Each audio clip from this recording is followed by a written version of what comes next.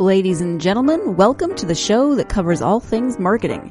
The GSMC Marketing News Podcast gives you the latest marketing news, from what major businesses have planned for the coming year to the newest trends in advertising, from podcasts, digital and streaming, to the old standbys of radio, television, and billboards. Whether you're a marketing agent or a business trying to expand your brand, you've come to the right place. The GSMC Marketing News Podcast starts now. Hello, everyone, and welcome back to the GSMC Marketing Podcast, brought to you by the GSMC Podcast Network. I'm your host, Mackenzie Jaquish, and thank you so much for joining me on today's episode. We have a really amazing episode planned for you today. We are going to be talking about movie marketing.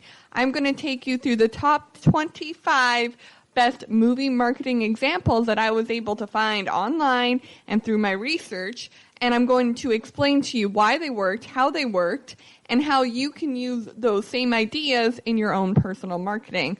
Obviously, we do not have the budgets that Ryan Reynolds has to promote Deadpool or The Fault in Our Stars or any of those movies. We don't have those budgets, but we can take their main core of their idea and the thought behind it and use it as inspiration for our own marketing. So stay tuned for all of that and more on today's episode. But before we get into today's episode, what I would really love for all of you to do is please hit that subscribe button and write a review down below. We post new episodes every Monday, Wednesday, and Friday, and being subscribed will just help you be notified when they get posted. And if we maybe do a bonus episode, or if you want to write a review to tell me what you want me to talk about, being subscribed to our podcast is just a really great way for me to be able to communicate with you and for us to be able to share ideas about marketing. So let's get right into today's podcast. I want to talk to you guys about what is new in the marketing world. Our first story of today is that Disney Plus has hired Owen Wilson to join the cast of Loki. So Loki is one of these other limited edition series that will be coming to Disney Plus. It is a spin-off of the Thor series, which is obviously a part of the Avengers series, and we're going to be talking a lot about the Avengers today. So getting to talk about Loki in this new spin-off is definitely a great way to put our foot in the right direction, especially considering that Disney Plus has been, putting a pause on a lot of their new extended series and their limited series and their reboots. So it's really interesting to see them making progress on one of their series. It's really fascinating as well to see them cast such a big star such as Owen Wilson, who is not known for doing TV, and Loki will be a TV show. It won't be a short film or anything like that. It will be a limited series TV show. So very interesting to see that they have casted for Owen Wilson and that they are clearly trying to move in the direction of actually getting this show on the market here, as they've put a pause on a lot of their other shows. So I think they're realizing that they have to sort of speed up production on some of these other ones to keep their buzz alive. Our second story of today also comes from Disney. So Disney has closed their theme parks in China and Shanghai. So this is really interesting, and we can look at it from a lot of different areas, but obviously we're going to take a look at it from the marketing strategy area, because the photo that was released with this story was of Mickey and Minnie Mouse at the theme park in China and Shanghai, but they're wearing those masks over their mouth and nose. And honestly, it occurred to me that for a while before they closed the park, that was their solution to this coronavirus. Is they're like, oh, we'll just put the characters in masks. It'll look fine, I guess, or it'll spread the message of doing germs or stopping germs. But they have decided to close the parks, and they will be open when they find a solution to this virus, I guess. There has been no further details given when or if they'll open the parks again. Right now in Shanghai, Disney has shut down the entire resort, including the theme park, both hotels and Disneytown. But in Hong Kong, the closure has only impacted the park itself. So you can still stay at the hotels and you can still go to their downtown Disney. So really interesting to see how Disney is dealing with this situation in China and Shanghai, but in Hong Kong and Shanghai. But we also have not heard a statement from Disney yet. And I talk about this a lot on this podcast, is when stuff like this happens, we don't normally get to hear statements from Disney talking about their decisions. They just sort of make their decisions and then go silent. And that's a really interesting marketing technique and strategy that might only work for Disney. I'm not going to lie. If your company has to make big changes or big moves, they should always probably comment on it, whereas Disney often takes the road less traveled, and they always try to keep things very close to themselves and very on a need-to-know basis with the public. So what do you think of Disney closing the China and Shanghai, of Disney closing the Hong Kong and Shanghai theme parks? Do you think that they should be talking about it more? Do you think they should have closed it sooner? What are your thoughts on this? Let me know in the review down below. Obviously, this is a very hot topic right now, and people are definitely passionate about hearing things about this virus spread and how people are trying to prevent it. So definitely a very interesting story and a very interesting move on Disney's part. Our third story of today is that Emma Watts has resigned as head of 20th Century Studios, and this is impacting the latest changes under Disney. So Emma Watts, who had been with Fox for more than 2 decades, has announced her resignation in a memo on Thursday. Disney did not name a successor, but said it is expected to name a replacement in the coming weeks. Alan Horn and Alan Bergman, Walt Disney Studios chairman, said in a joint statement, Emma has made many wonderful contributions to Fox over the past 2 decades, shepherding a number of memorable films to the screen. We truly appreciate and thank her for her commitment and partnership in overseeing the transformation in the past years and wish her the best. So the reason this story is so interesting is because Emma Watts has obviously been a very important person at Disney and at Fox for the past 2 decades, as we're seeing here. And it's interesting to see her moving on and them not really discussing why. Again, it's another example of Disney sort of holding themselves very closely together and not really sharing a lot of information about why she's resigning or what she'll be moving on to next, because Emma Watts isn't retiring. She's just resigning from this position. So I'm, for one, very excited to see what she'll do next, because she did do really wonderful things at 20th Century Studios. So it'll be interesting to see where she moves to next and what type of content is created at 20th Century Studios while she is away. So that is all of our stories for today. I did just realize that all 3 stories were Disney-based. That's super interesting, because I think when we look at marketing right now, Disney is definitely in all aspects of it, right? They have their streaming service, they still have their movies, the theme parks, the merchandise. It's hard to escape Disney sometimes, and this episode is just an example of that.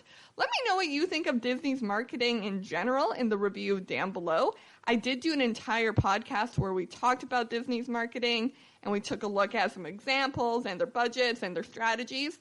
So if you have any interest in learning more about Disney and their marketing, go take a look at that over on our other podcast.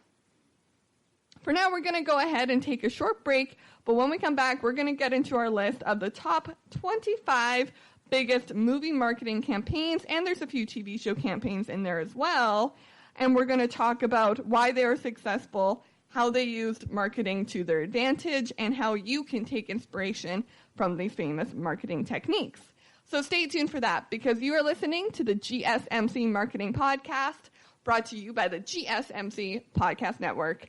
I'm your host, Mackenzie Jaquush, and I'll be right back. Golden State Media Concepts Technology Podcast covers everything tech. The hottest mobile phones, tablets, games. We review it, rate it, test it. Whether you're Microsoft or Apple, Android or iPhone, we'll give it to you black and white. The Golden State Media Concepts Technology Podcast.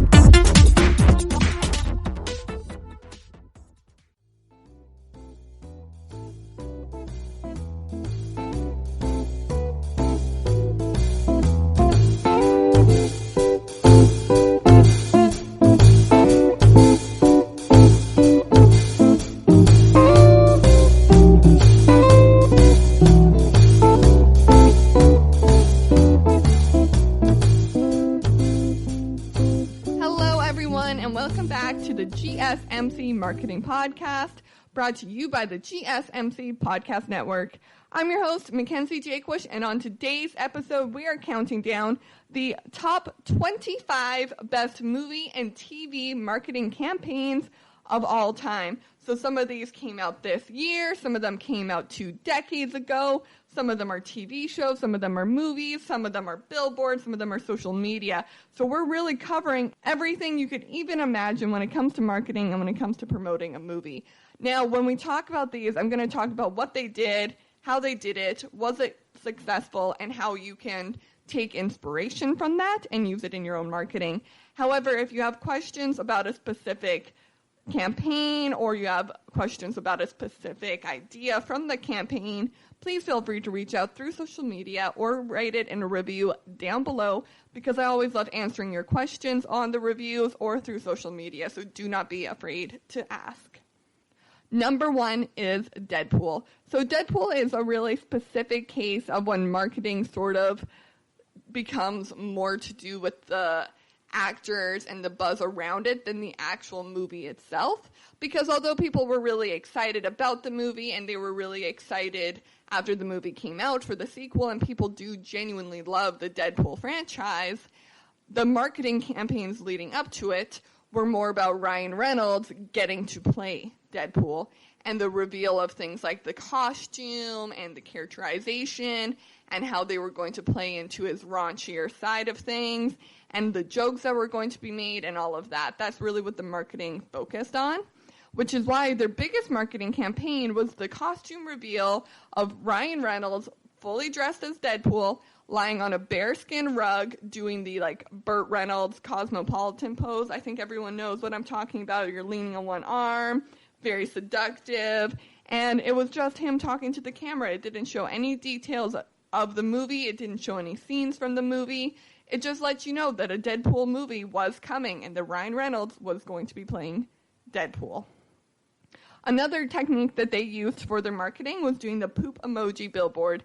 So a lot of you probably saw this, or you saw a version of it on your mobile device, but it was 3 different emojis. It was the skull, the poop emoji, and then I believe the date of the movie was in there. So people were really excited about it. When the sequel came out, they did a similar thing, but with the peace emoji for it to be Deadpool 2. And people were really excited that it was showing sort of the funnier side of Deadpool, and it was allowing the creators, Ryan Reynolds, and the audience to have fun with the product rather than just take it seriously and, date of the movie, scenes of the movie, here are the actors that are in it. It was a way to have a little bit more fun with the marketing campaign.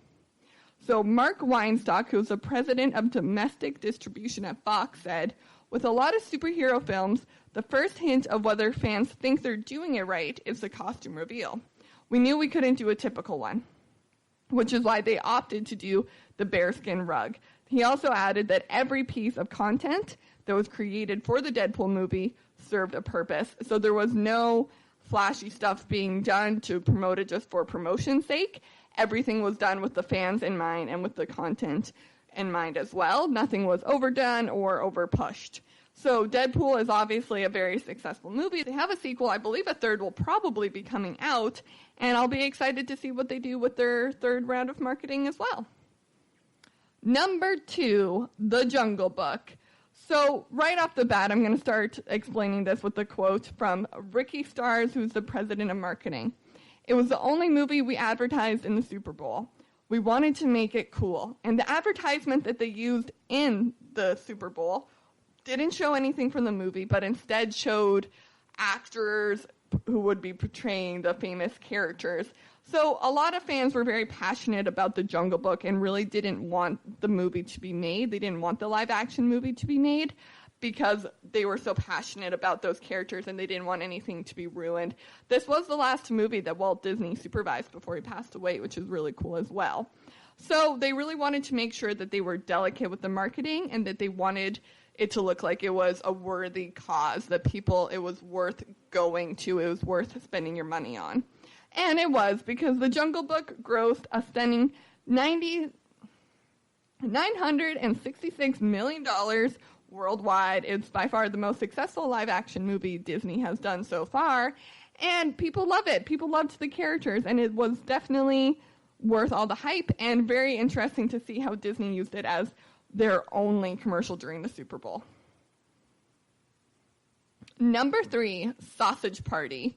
So Sausage Party, for those of you that don't know, I'm giggling even thinking about it. I never ended up watching the movie. I just remember my friend coming to school, and she was like, guys, this movie came out. It's Seth Rogen as a hot dog, and it might be the dirtiest movie I've ever seen. And I was like, is he dressed up like a hot dog? Is he dressed up like a hot dog or something? And she said, no, it's a cartoon, but it is the dirtiest movie I've ever seen. And the reason I'm sharing that little story with you guys is because that's what they did for their marketing. It really was supposed to be word of mouth through younger people. So what they did is they made sure the Sausage Party ads popped up on mobile devices, had subtitles. A lot of people are on their phone and they don't have headphones put in. So they made sure that it was mobile accessible for everybody. And they really just wanted to get a buzz going. They wanted people to talk about it, and they wanted it to sort of create a legend around it before anyone actually saw the movie or knew what it was about. They wanted it to be the dirtiest cartoon to ever be released. And again, I didn't see the whole thing, but the little bit that I did see, I can definitely say I do think it was probably the dirtiest cartoon to ever be made. It earned $133 million. It was a very successful movie. I also remember they did do billboards for this as well, which had the famous actor's name next to the food that they would be playing, and then some sort of funny pun that went around with the food. I don't know any of them off the top of my head, but if you're looking for a good laugh, definitely go check those out. Number 4, The Secret Life of Pets. So The Secret Life of Pets, for those of you that don't know, was shown on more screens than any title in the studio's history. And the studio that produced this was Illumination, which is a Universal Studios subsidiary, they're a part of Universal Studios, and they make a lot of their cartoons. Josh Goldstein, who is the president of worldwide marketing at Illumination, said, "We knew we had to hustle and really break through." So not only did they hustle, they made a massive promotional partnership with PetSmart. They had ads during the NBA playoffs, and it helped this movie gross more than $858 million worldwide. So you can definitely see how this film was super successful. And again, it was because they really made sure that it was everywhere. It was the most seen show that they had ever done in the studio history. It was on everybody's screens. It was on your phone. It was on your TV. It was on your commercials. It was everywhere. And I believe this movie came out with a sequel as well. I don't know if the sequel did as well, but I do know that this was one of the most successful movies Illumination has ever done. Number 5, Suicide Squad. So the reason I'm putting this as number 5, and we're going to talk about it right before we go on another break, is because Suicide Squad has won awards for their marketing, but their movie sucked. And now that's personal opinion, but also that's the critics' opinion. But this movie was not good. It did gross $744 million worldwide, but that's because of how great this trailer was. People loved this trailer. It had Queen's Bohemian Rhapsody in it, and it showed character details of these very famous characters that people already loved, but you got to see them come to life. It told a story in 2.5 minutes, and it gave you an attitude of what this film was going to be like. You were up on your feet. You were passionate about it. It was exciting. Unfortunately, it didn't go as well as planned because the trailer ended up just being better than the movie. But if you want a really good example of trailers, the Suicide Squad trailer is the best I've ever seen. And I think it's because it's all a gradual pull up. It's not just exciting things happening throughout the whole trailer. It really does try to tell the story of the movie in the 2.5-minute trailer. So that's really interesting, and a really great way for you to focus your marketing is how can I tell the story with the amount of time I've been giving, and how much effort should I be putting into that. Okay, everyone, we're going to go ahead and take a short break from the podcast, but when we come back, we are going to be getting into the rest of the list. So stay tuned for that, because you are listening to the GSMC Marketing Podcast, brought to you by the GSMC Podcast Network. I'm your host, Mackenzie Jaquish, and I'll be right back.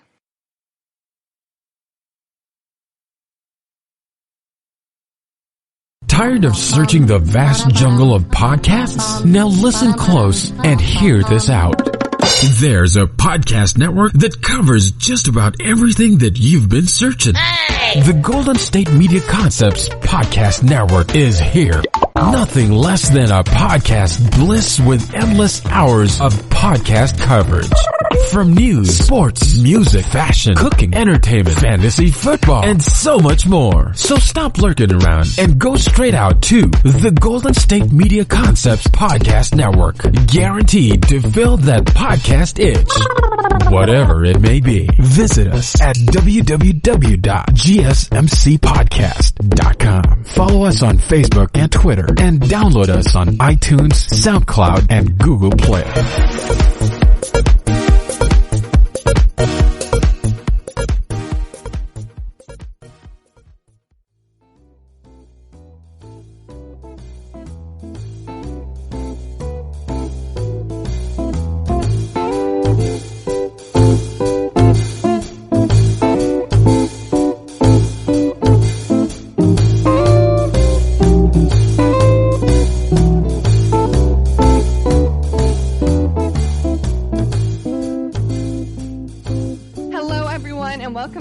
GSMC Marketing Podcast, brought to you by the GSMC Podcast Network.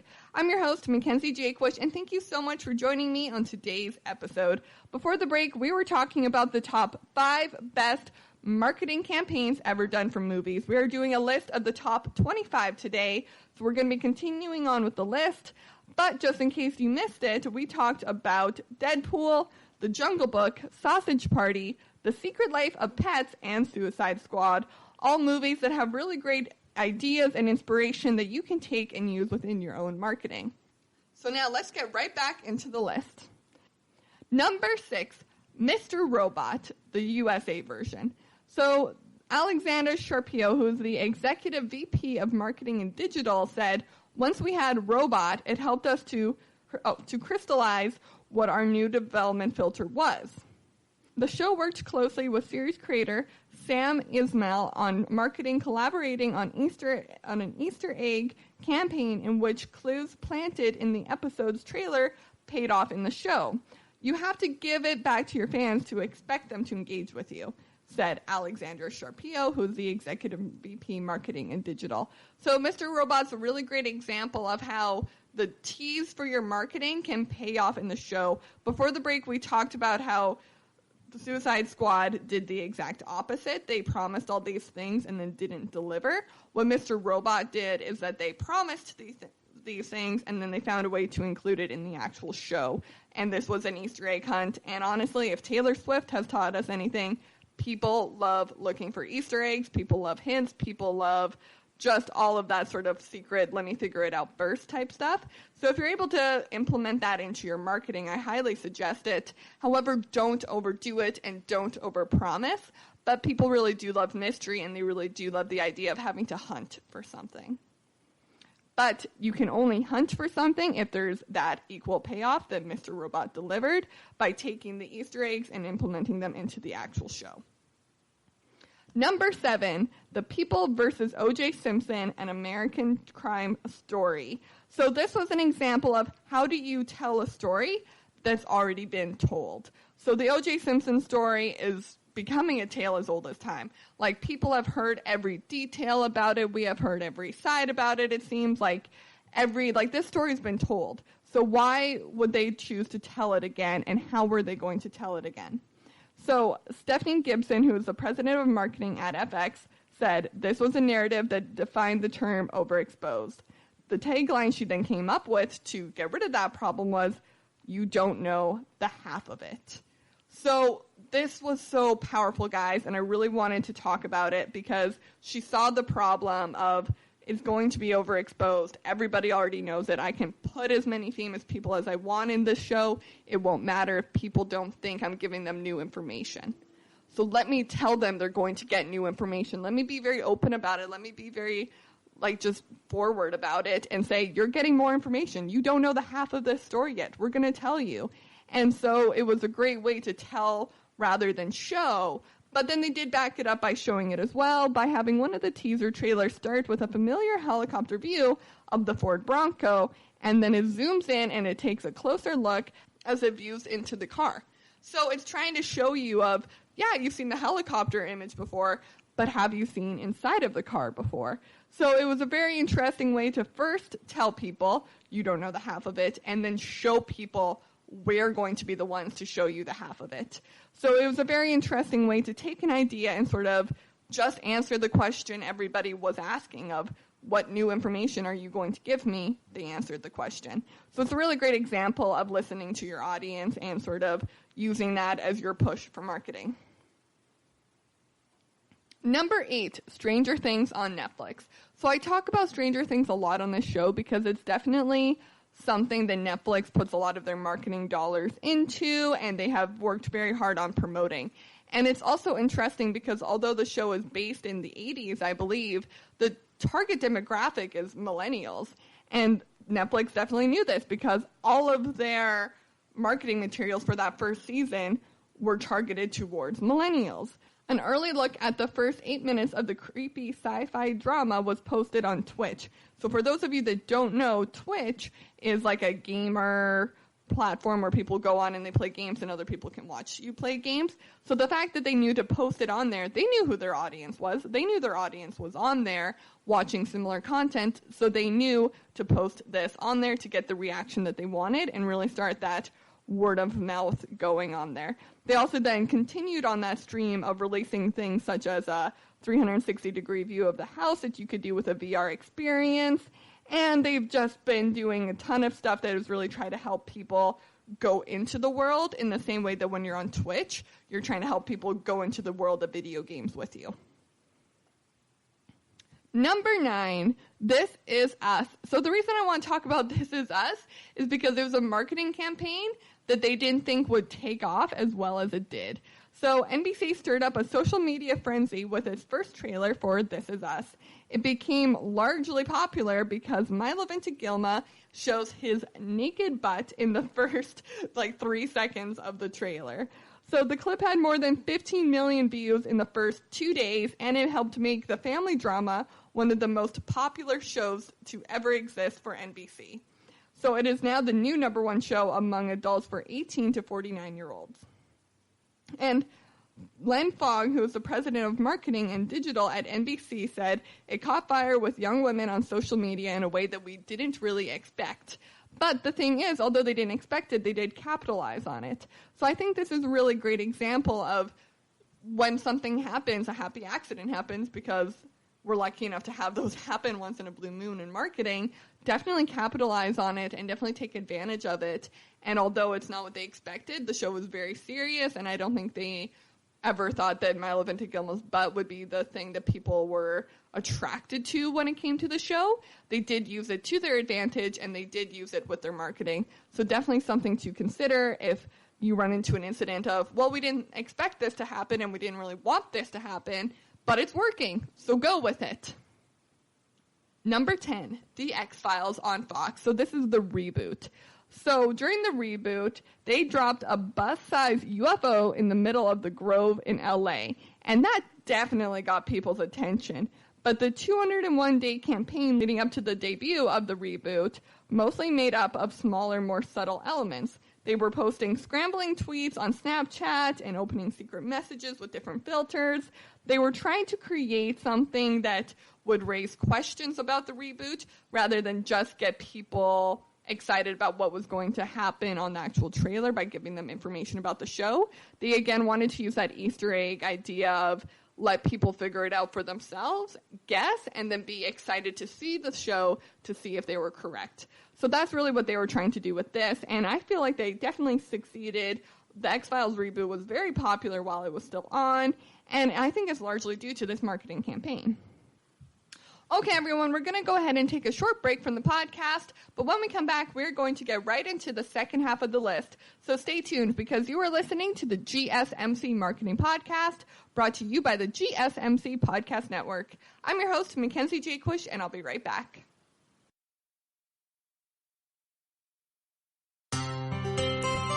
Are you a business owner? Someone interested in the latest news that might affect your business? Then check out the GSMC Business News Podcast, a show dedicated to keeping you up to date on all things concerning business, technology, and the stock market. Get a head start on the day as we keep you updated on the latest goings-on Wall Street, money, jobs, and technology. The GSMC Business News Podcast has you covered.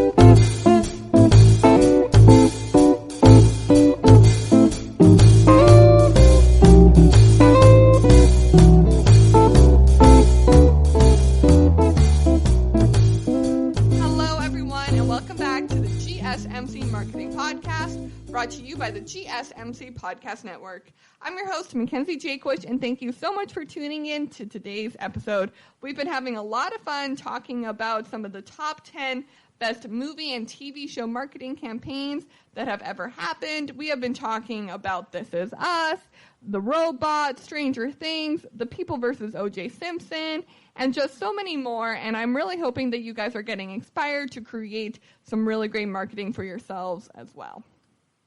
So let's get right back into this list. Number 11, Paranormal Activia. So the way they decided to promote this movie was by not telling people it was a movie. And we're going to actually talk about another scary movie that did a similar thing. And so it's interesting that people thought this was a brand new idea when Paranormal Activity did it. But at the time, it did feel very like an original idea, but also frightened a lot of people, including me and my family.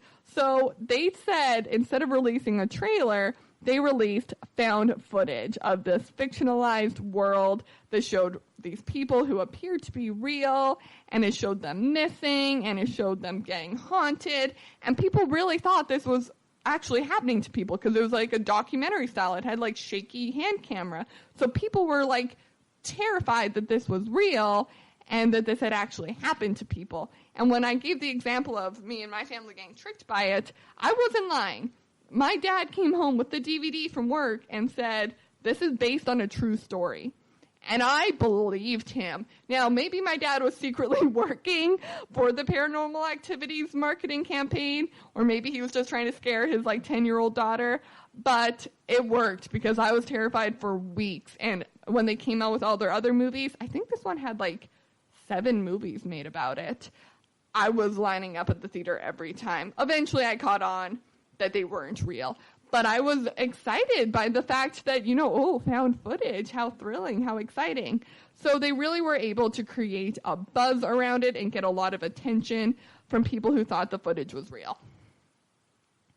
Number 12, Avatar. So I don't even need to tell you that the Avatar marketing was successful. Avatar is one of the most successful movies of all time. It's one of the most popular films of all time, but it was a mystery to a lot of people. So very similar to how Paranormal Activity presented a mystery, this was very similar. So James Cameron and his marketing team didn't release any concrete visuals until a few months prior. Whereas most large films release a year in advance a full trailer, they didn't do anything like that. This is a really great example of when less is more. They didn't open up the world of Avatar until it needed to be opened up. They didn't want to create excitement for something that wouldn't be coming out for a whole other year. Because I think one of the reasons Avatar is so successful is because that world was such a shock to so many people, and what they created was such a beautiful but exciting adventure for so many people that if the trailer had been released a year in advance, people would have already been used to the world, and it would have been less of a shock. Number 13, The Hunger Games. So The Hunger Games already had an audience built in because of the book series. So they really had to try to find a way to not only engage that audience with the movies, because obviously that was going to be such a big part of their audience and their engagement. That was going to be such a big part of who bought the tickets, was the audience that was already built in. But more importantly than that, they really needed to engage with people who weren't a part of that audience. They needed to reach a new audience, which I'm sure a lot of you are trying to do right now. So to do that, they created an online world for the fans. This online world let fans unlock hidden content, special extras, and other exclusive content. It did a really great job of engaging with the people who were already fans of the books and a fan of the world, but also allowing the world to open up to people who hadn't read the books so that they could fall in love with it before the movie came out. So kind of the exact opposite of Avatar, if you think about it. Number 14, The Dark Knight. So my main issue with The Dark Knight is that it's just too dark. And I don't mean because it has like a serious storyline or anything like that. I mean like visually it's too dark. I can't see it. I'm always like turning my brightness up on the screen. But what I could see was the amazing marketing that they did do for The Dark Knight. So for about a year before the trailer was actually released, they released a fake political campaign for Harvey Dent. They had scavenger hunts across cities, and they even created and sent out a fake newspaper called the Gotham Times. This, of course, went hand in hand with traditional things such as posters and trailers and ads for the movie as well. But I think what really pushed it over the edge is, again, they created a world for people to be a part of and for people to engage with. So a lot of these examples, and it's something I really want to focus in on here, guys, a lot of these examples are creating worlds and they're creating something for an audience to engage with. So if we're taking anything away from today's episode, is that all of your marketing has to be something that people can be engaged with. Number 15. This is my favorite example, which is why I really love that I'm putting it sort of closer to the top of the list because it's my favorite example, but it's also so unrealistic that like only this one company could do this. I'm talking about the marketing for the movie The Avengers, because here's the thing. The only marketing that The Avengers really did was like release a trailer. But the marketing for that movie started like 5 years before with the release of the first Iron Man movie. They have been creating and building this world for years before the Avengers even came out. So all they had to do when it was finally time to release that movie was create a trailer, a very simple trailer, simple 1-minute trailer, and people went nuts because they had already invested years, half a decade into this world and into these characters that people were just ready to jump in and ready to buy their tickets for the Avengers. And then that happened again 5 more years later when Infinity War came out, and that became one of the biggest movies to like sell out. It was a box office smash, as they say, and that's because people had invested 10 years of their lives into these movies. So the trailers really weren't that big of a deal because they could just be simple. They could just give you the date. They could just give you a scene, and people were already buzzed about it because every movie led to the other. It's been an ongoing puzzle piece. And honestly, it's a piece of marketing I'm really going to miss, obviously, because Endgame is the end of that world, and there's going to be more movies, but nothing's ever going to feel quite like the puzzle that they were building for the past decade. And it's such a fascinating thing to get to have been a part of that. Okay, everyone, before I get too emotional at the thought of the Avengers ending, let's go to a short break. But when we come back, we're going to get right back into the list, so stay tuned. I'm your host, Mackenzie Jaquith, and you're listening to the GSMC Marketing Podcast, brought to you by the GSMC Podcast Network, and we'll be right back.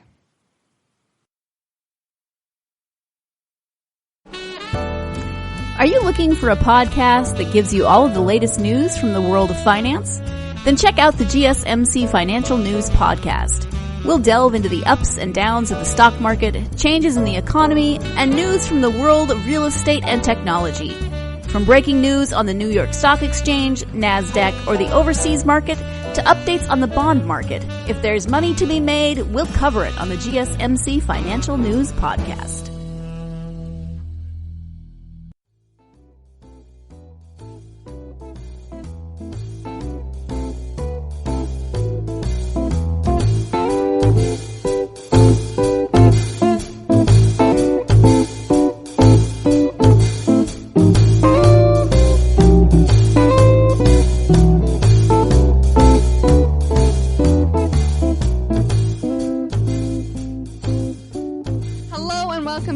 GSMC Marketing Podcast, brought to you by the GSMC Podcast Network. I'm your host, Mackenzie Jaquith, and thank you so much for joining me on today's episode. We are counting down the top 25 best Hollywood movie and TV marketing campaigns of all time. So right now we are on number 16, and let's not waste any time. Let's jump right back into that list.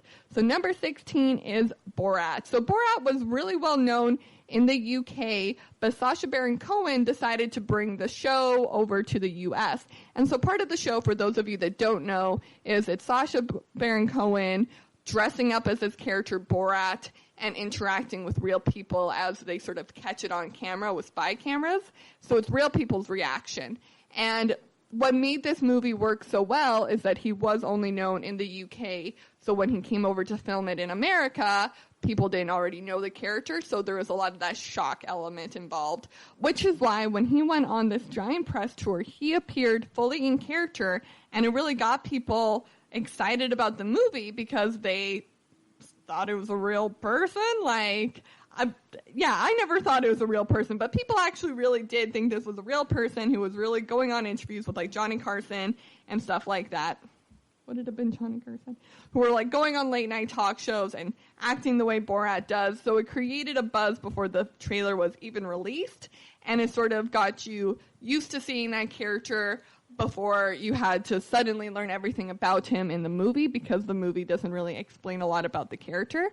So choosing to do the interviews as the character rather than himself was a unique marketing technique on Sacha Baron Cohen's part, and I loved it. I thought it was super creative and super cool, and obviously this is not something that you could easily take inspiration from with your own marketing, but it's creating the world, guys, and that's really what Hollywood marketing does, is that they create a world for other people to explore. Number 17, Cloverfield. So the only thing, this is again an example of less than more, because when the first trailer was released, all that it said was the date. It did not give you the title. It just was an image of, I think it was an image of a trailer that just said January 18th, 2008. And oh my goodness, I just realized how old Cloverfield is. That's a really old movie.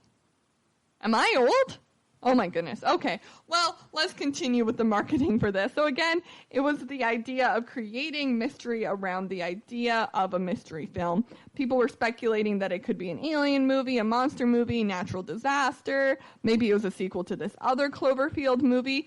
People didn't know because people didn't know anything about it. But it was able to sort of get that word of mouth going because people were like, hey, did you see that Cloverfield commercial during the Transformers movie? Isn't that really weird? And it sort of got people talking and guessing and speculating about it, which then when the trailer was finally released, people were so excited to get more information. So it was the less is more technique that we've talked about a few times already, but I really do stand by it because I think people really do love just a little bit of mystery in their lives.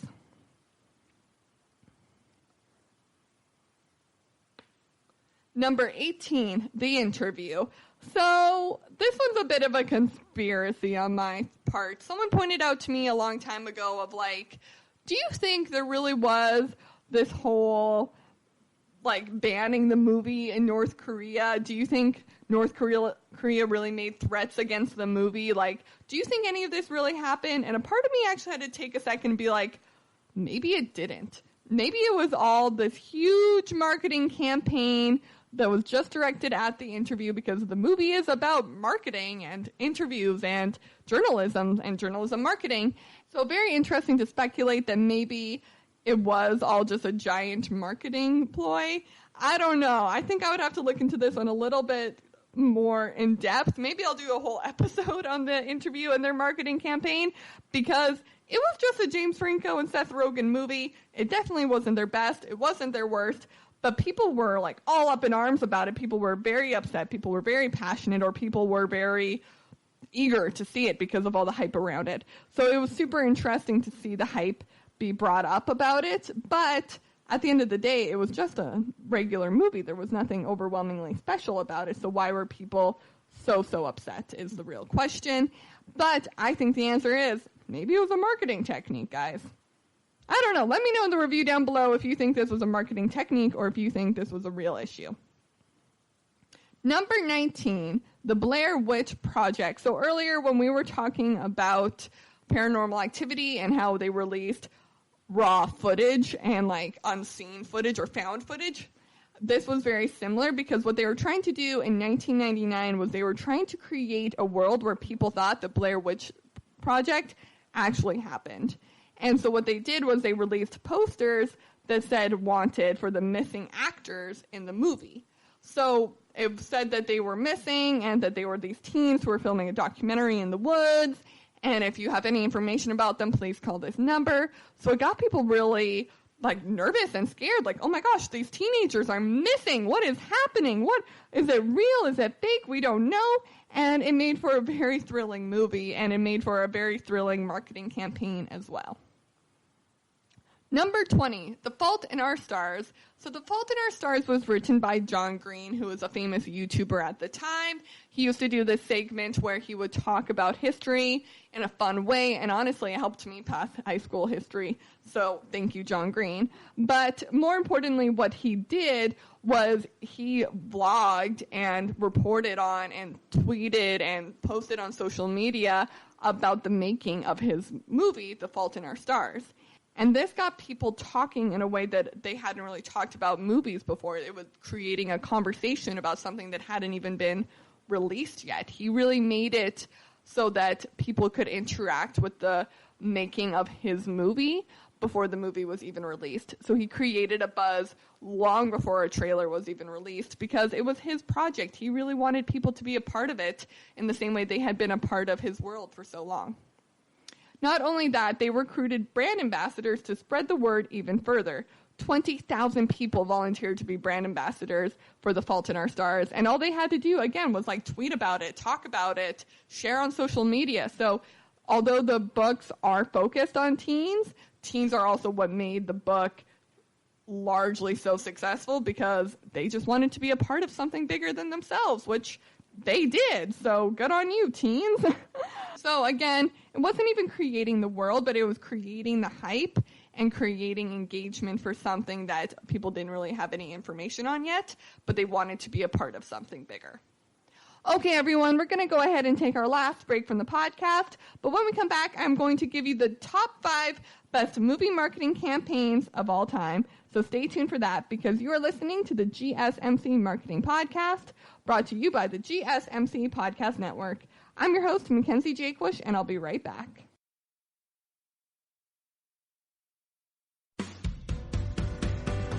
The Golden State Media Concepts Travel Podcast, the show that gives you advice on everything travel. We explore places you've always wanted to go, as well as giving tips for traveling in those places. We'll give you advice on the best sites for travel tips, information, and discounts. Join us as we travel the world, explore cultures, and meet new people. The Golden State Media Concepts Travel Podcast has got you covered. Download the GSMC Travel Podcast on iTunes, Stitcher, SoundCloud, Google Play, or anywhere you find podcasts. Just type GSMC in the search bar.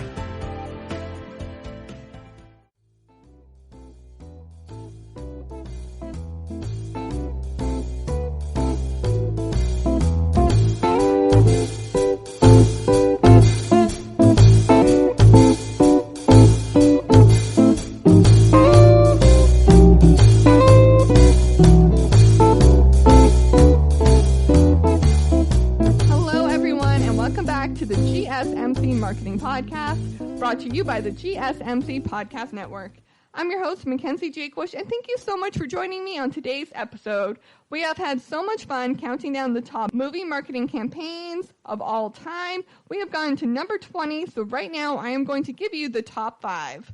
All right, number 21, Jurassic World. So what they did for Jurassic World, it was very similar to the Hunger Games where they created a digital world. But this was a promotional website that was meant to look like a theme park that was inside of Jurassic World. So it had a park map, it had a current template of the dinosaur facts and sites where you could go see them. But the best part of this website was that every single page you clicked on or interacted with made you move a little bit closer to buying a ticket to go to the theme park. But in reality, you were buying a ticket to your local cinema. So they kind of tricked people, but they tricked people in a fun way of click here, buy now. And I don't know, I think by far this is the best example of opening a world up online and having a product for people to actually engage with. Number 22, The Simpsons movie. So the Simpsons movie, a lot of people speculated that it was just going to be a 2-hour-long episode, and why would anyone pay the cinema prices to go and watch this long episode? So what they did to sort of beat that theory was they opened up the world of the Simpsons in real life. So 7-Elevens became Quickie Marts, JetBlue became the official airline of Springfield, and Burger King lets you make Simpsons versions of yourself on their website. So everywhere you went, the line between that cartoon world and the real world became blurred. So they opened their world up to the ability for people to be like, well, if this is what the movie is going to do, then I definitely want to be a part of it because they're showing me that it's going to be more than just a look at Springfield. It's going to be us actually getting to explore a different side of Springfield that we haven't seen yet. Toy Story 3.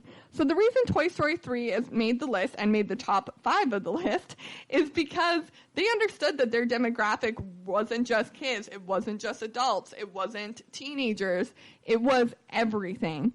So they spared no expense. They had TV, radio, print, social media, billboards. Toy Story 3 was marketed to every demographic in every possible way, and it really just made it so that people of all ages who already loved the Toy Story franchise were able to engage with it on their own medium, rather than you having to show your parents the Toy Story 3 trailer on your phone because they can't figure out how to work it. They could see a billboard for it. They saw it in the newspapers. They saw it in magazines. It was just simply everywhere. They really managed to push the word out. Ocean's 8. So what I really liked what Ocean's 8 did for their marketing campaign was they had their promotional partner Cartier host an Ocean's 8 exhibit at the Fifth Avenue mansion in New York City. Style, class, chic, diamonds, everything they wanted that movie to be about was just said in that sentence. They got the theme of the movie and they wanted other people to understand the theme of the movie, and that was exactly what they did, and I just love it. Bravo. So finally, the one we've all been waiting for, number 25, goes to The Incredibles 2. So this is very similar to the Avengers marketing because people were excited for this movie before it was ever even announced that the movie was going to be made. People love The Incredibles, and The Incredibles 2 was no different. So they started promoting the film several months before its release, rolling out promotional posters, teaser trailers, and it even included a trailer during the Olympic Games in February, ultimately holding a large number of fan-centric promotional events across the world. So they took it from just doing simple trailers to trailers and posters to trailers during the Olympics to events. So you really get to see the build up of The Incredibles 2 and how they realized that just doing a simple marketing campaign wasn't going to be enough. Okay, everyone, that is it for today's episode. Thank you so much for tuning in. Thank you so much for listening. And if you have any suggestions that didn't make the list or any campaigns that you really love that should have made the list, please write them in the review down below or reach out through social media. Thank you so much for joining me today on the GSMC Marketing Podcast, brought to you by the GSMC Podcast Network. I'm your host, Mackenzie Jaquish, and I'll see you next time. You've been listening to the GSMC Marketing News Podcast, part of the GSMC Podcast Network. You can find this show and others like it at www.gsmcpodcast.com. Download our podcasts on SoundCloud, Stitcher, and Google Play. Just type in GSMC to any podcast app and you'll find all of the shows from the GSMC Podcast Network. From movies to music, from sports to entertainment, from business news to weird news, you'll find it all on the GSMC Podcast Network. You can also follow us on Twitter and Facebook. Thank you, and we hope you have enjoyed today's program.